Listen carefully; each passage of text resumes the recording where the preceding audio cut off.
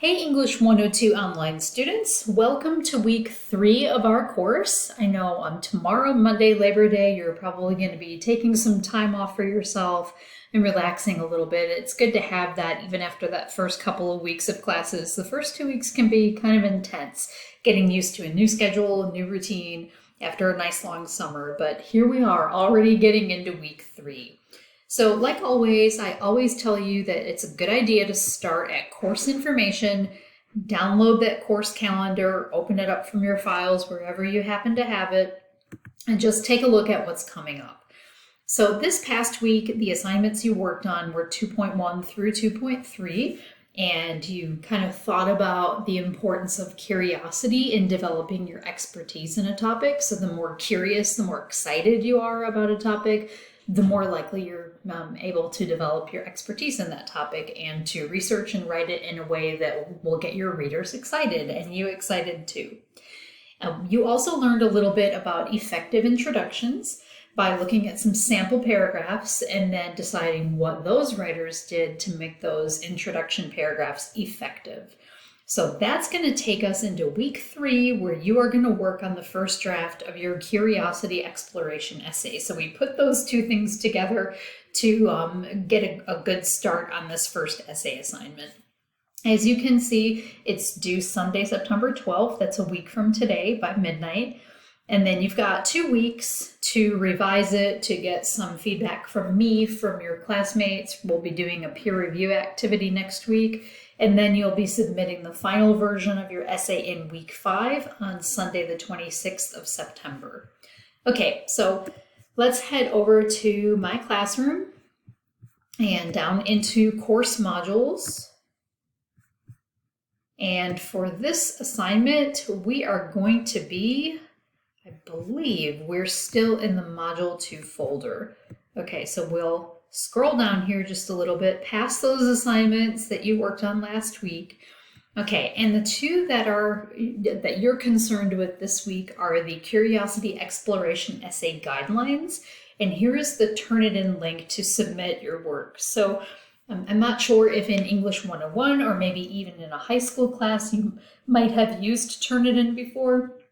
It's kind of known as a plagiarism checker, but it's just also a good way to get quick feedback on an assignment because I'm able to put electronic comments. I'm able to get you comments a little bit quicker that way, and the sooner you get your feedback, the sooner you can go back and look at what you've done and make good revisions. Okay, so let's first of all start by downloading those Curiosity Exploration Essay Guidelines.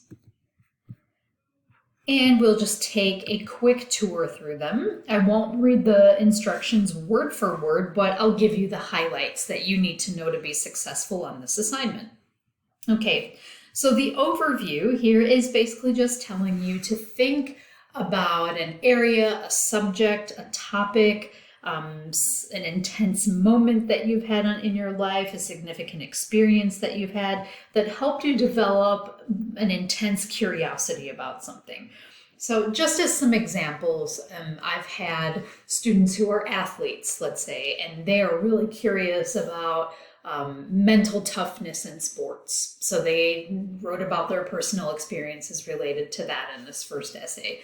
Or maybe I've had a nursing student who is really interested in how telehealth has changed the way people access healthcare. So they wrote about maybe some experiences that they've had with that personally, or they know somebody who's had with that, or who's had that experience, and they think about writing about that topic. Or maybe a student who's studying education who wrote about the first real breakthrough he or she had with a student and how that convinced them to want to pursue that.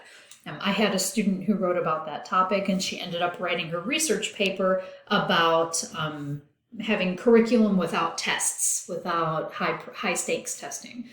So you can kind of see how a topic that you're really interested in, because maybe it's your major, or maybe it's because you just really like the topic and you just like doing it even in your free time. I've had lots of students write about their passion for video games, and one student ended up writing about how gaming was actually good for people with ADHD. That was his research paper. So you can see how a topic you're really curious about, really fascinated about, ends up being an academic research project by the end of the semester. So the goal of this is to choose a topic that you're really excited about, something that really means something to you.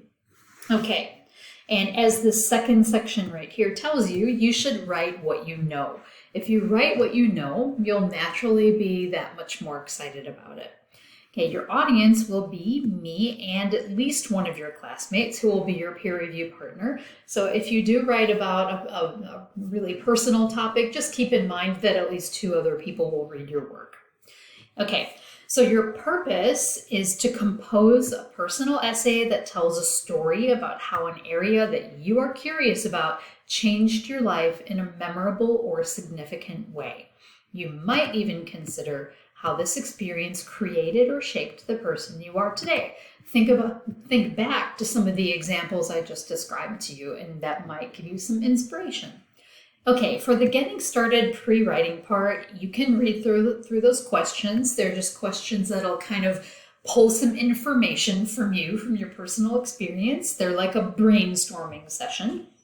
As far as organization, I've given you a suggested organization pattern for your essay. As you decide how to begin, think back to the effective introductions assignment you completed in Module 2 this past week. And then all those getting started questions above, that's going to help you have a great introduction and collect really vivid, interesting details for the body paragraphs of your essay. Okay, sample essays. If we go back into Blackboard, you will see that there is one sample essay that you can read here, and that will give you a sense of what a curiosity exploration essay looks like. So I strongly encourage you to read that. Okay, as for other assignment details, the final version of your essay will be 3 to 4 pages in the standard MLA or APA document format. You get to choose here. And so your draft should be in the format that you would like to work with. As it tells you here, in the course documents folder in course modules, I'll show you that before the end of the video, you can get templates in MLA or APA style. If you are really comfortable with MLA style from past English classes, feel free to go ahead and use that. If you're a nursing major or an education major, those 2 for sure. If you want to take this opportunity to learn APA style and try it out, I encourage you to do that. I will give you feedback on it, so don't worry about making mistakes or getting it all wrong. If you're one of those majors, you're going to be using a lot of APA in the future, so I strongly encourage you to choose that style.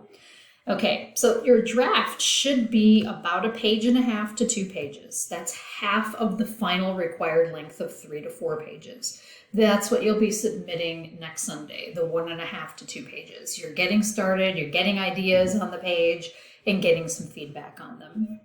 Okay, here I tell you that even though the topic for this assignment seems broad, it's intentional because I want you to have the freedom to think in all these different directions at this early time in the semester, because once we get into research in the next couple of weeks, you're going to have the chance to explore this topic or other topics, and eventually you'll settle on one. But right now we want to keep all the possibilities open. And don't be afraid to explore topics that don't seem academic. Like I mentioned, the other topics, gaming and ADHD, or mental toughness and soccer, or something like that. So these topics, you can really find information on any topic that interests you. It does not have to be the typical academic topic like researching climate change or something. You can do that, of course, if that's what you're interested in, but choose the topic that you are really excited about.